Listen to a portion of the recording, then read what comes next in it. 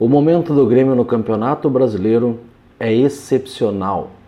Se melhorar, pode prejudicar. Não. Isso não é um deboche, não é uma piada. Isso foi dito pelo Renato Portaluppi na coletiva de ontem e avalizada por Paulo Luz, vice-presidente do Grêmio, após mais um empate, dessa vez contra o Atlético Mineiro na Arena.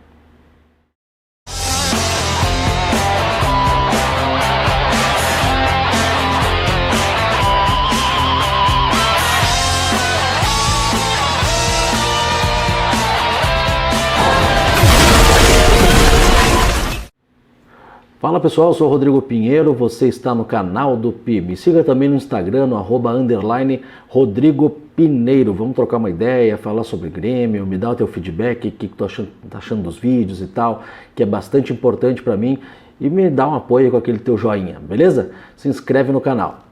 Vamos falar de Grêmio então. O Grêmio empatou mais uma vez ontem no Campeonato Brasileiro, dessa vez contra o Galo. É o 15º empate em 30 jogos. Nós estamos na rodada 31 do Campeonato Brasileiro. O Grêmio tem uma rodada atrasada contra o Flamengo. Pois bem, algumas coisas foram... Eu podia falar aqui sobre o Ferreirinha, sobre o Tassiano, podia falar sobre Jean-Pierre, sobre PP, podia falar sobre várias coisas, mas vamos falar de um geral. As coisas que acontecem fora das quatro linhas são as que mais estão incomodando. Eu já tenho batido na tecla aqui no canal faz tempo, e nas minhas redes sociais também, sobre a incoerência do discurso do Grêmio, principalmente do Paulo Luz e do Renato Portaluppi, que não condiz com a realidade. De forma alguma, a gente olha os jogos, a gente vê o rendimento do Grêmio, a gente vê as coisas que acontecem, e o discurso não fecha, não fecha. Eu queria muito que esse discurso fosse da boca para fora, fosse um discurso vazio, um discurso que é para a torcida e que internamente as coisas fossem trabalhadas diferentes, mas pelo que a gente está vendo na prática, pelo que a gente está vendo no rendimento dentro de campo, os jogadores estão comprando aquele discurso da coletiva. Eu não estou vendo nenhum trabalho interno que possa me dar um indicativo diferente disso. É um discurso totalmente utópico. Dizer que o Grêmio está muito bem no Campeonato Brasileiro, dizer que o Grêmio está num momento excelente, magnífico, que se melhorar estraga. Não. Só um pouquinho, para o mundo, eu quero descer. Eu não sei o que está acontecendo com o Renato e com o Paulo Luz para dar esse tipo de declaração.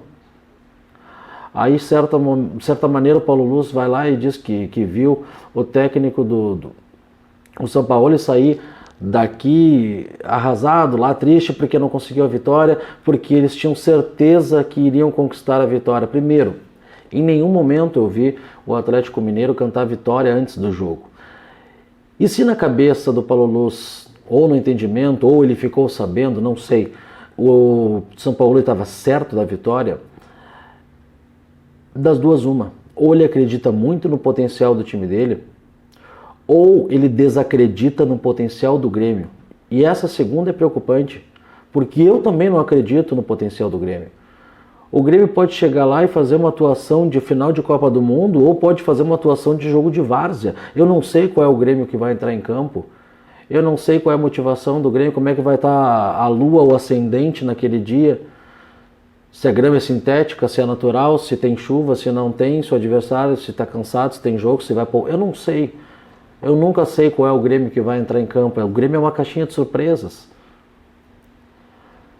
Então, isso demonstra que o adversário pode não estar temendo o Grêmio. E assim como o Galo, o Flamengo, o Palmeiras, o Corinthians, outros adversários podem pensar da mesma forma. E aí um adversário que não te respeita vai tentar te agredir um pouco mais e numa dessa a bola entra. Então, olha, totalmente incoerentes as coletivas, as respostas, sabe? Olha, o Grêmio estava até pouco tempo em 3 competições, Renato, já faz mais de um mês, faz um mês e meio que o Grêmio já não está mais em 3 competições. O Grêmio, aliás, está jogando só o Brasileirão. O Grêmio teve a segunda partida lá da semifinal da Copa do Brasil já faz um mês. O Grêmio está um mês jogando só Brasileirão como o resto das outras equipes todas. Então para de usar isso como bengala, para de usar isso como uma muleta. O Grêmio no ano novo deu 4 dias de folgas para os jogadores, então não é cansaço também. O Grêmio vem descansando, vem rodando o elenco. Então vamos parar com isso, vamos olhar para dentro da gente mesmo, vamos lamber as feridas e vamos encarar e ver o que está acontecendo. Porque só assim a gente vai conseguir achar alguma solução, achar um porquê, reencontrar o caminho das vitórias e mais do que isso, mais importante do que isso, achar o caminho do bom rendimento, porque só a vitória sem rendimento, ela é vazia também, porque logo ali a casa cai. Agora, se tu tem rendimento, mesmo que tu comece tropeçando, perdendo, empatando, se tu tem um rendimento, a coisa é mais constante, a coisa é mais sólida. A gente pode vislumbrar um futuro ali na frente que vai ser de sucesso. Agora, se tu não sabe por que ganha, não sabe por que perde, tá uma bagunça, bom, aí a gente não pode vislumbrar nada. Falei de empates. O Grêmio chega com 30 jogos, empatando 50% dos seus jogos, 50% dos seus jogos, 15 jogos desses 30, o Grêmio empatou. Uma das reclamações do Renato Portaluppi na sua entrevista coletiva é de que o Grêmio não faz investimentos. Eu separei aqui uma lista dos 15 jogos do Grêmio. O Grêmio empatou com Ceará, Corinthians, Flamengo, Vasco, Atlético Goianiense, Fortaleza, Palmeiras, Inter, São Paulo, Corinthians, Goiás, Sport, Fortaleza, Palmeiras e Atlético Mineiro. Essa foi a ordem e a sequência dos 15 empates do Grêmio. Eu não vou nem falar dos investimentos, das compras de jogadores, dos empréstimos dos jogadores que vieram. Eu vou falar só da folha mensal do Grêmio. Eu separei 7 desses 15 jogos aqui que para mim são totalmente vencíveis. Vocês podem concordar ou discordar, para mim são totalmente vencíveis. E também me preocupei de olhar a folha de pagamento, a folha salarial desses clubes uma a uma. E o clube que tem a maior folha salarial desses que empataram com o Grêmio é 3 vezes menor do que a folha do Grêmio, que é de 12 milhões. Então o Grêmio que reclama de investimento, quando os outros clubes que estão à frente dele fazem investimentos, o que não é uma verdade também, porque o Internacional não fez tanto investimento assim, por exemplo, é o líder do campeonato. Exceções, talvez o Palmeiras e o Flamengo. De resto, não vejo isso como uma verdade, mas enfim. Agora, desses times eu separei 7 jogos que eu acho que poderiam ser totalmente vencíveis. Ceará, Vasco, Atlético Goianiense, Fortaleza 2 vezes, Goiás, Sport. Totalmente vencíveis. Quer saber a folha desses times? Ceará, 3,2 milhões, Vasco, 4 milhões, Atlético Goianiense, 1,5 milhões, Fortaleza, 2,5, Goiás, 2,5, Sport, 2, e aqui o Fortaleza de novo, que eu já falei, 2,5. Contra uma folha de pagamento do Grêmio de 12 milhões. Ao ver destes clubes, o Grêmio é um milionário. O Grêmio é o que faz o alto investimento. Então, na visão do Renato, seria obrigação do Grêmio, por ser o milionário em comparação com esses clubes, ganhar desses clubes. Assim como ele coloca a obrigação no Flamengo, no Palmeiras, em outros clubes, por terem maior investimento e por isso ganham do Grêmio, ganham de outros clubes, o Grêmio, por sua vez, deveria sim fazer frente a esses clubes e deveria vencer. A folha do líder atual do Campeonato Brasileiro não chega a 10. A do Grêmio é 12. E o Renato reclama que não tem investimento. Se o Grêmio tivesse ganhado a metade dos jogos que empatou, claro que não dá para dividir, daria 7,5, então vamos pegar para baixo. Pegar 7 jogos. O Grêmio teria 14 pontos a mais hoje na tabela do campeonato e chegaria a 65 pontos. Ele estaria 6 pontos à frente do atual líder do campeonato com um jogo a menos, podendo abrir essa vantagem para 9 pontos. Então, qualquer time que fosse ultrapassar, o vice-líder, se quisesse ultrapassar o Grêmio, precisaria ter 4 jogos de vitórias e o Grêmio com 4 jogos de derrotas a 8 rodadas do final do campeonato. Vamos mais longe. Esses 8 jogos que sobraram, a gente pegou 7 e converteu em vitórias. Esses 8 jogos que sobraram, se a gente convertesse em derrotas, ainda assim, com esses 7 jogos convertidos em vitórias, se a gente convertesse os outros 8 em derrotas, ainda assim o Grêmio teria 6 pontos a mais na tabela.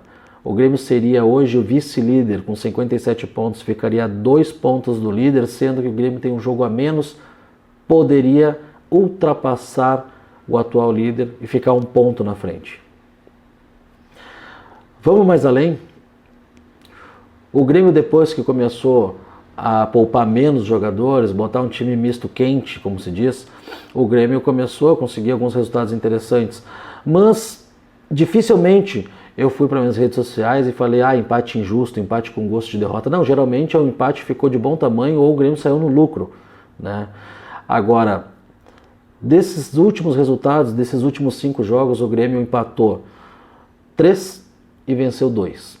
Se o Grêmio tivesse mantido essa mesma média durante os 15 jogos que o Grêmio só empatou, o Grêmio teria hoje 12 pontos a mais na tabela, seria o líder da competição com 63 pontos, 4 a mais que o atual líder da competição.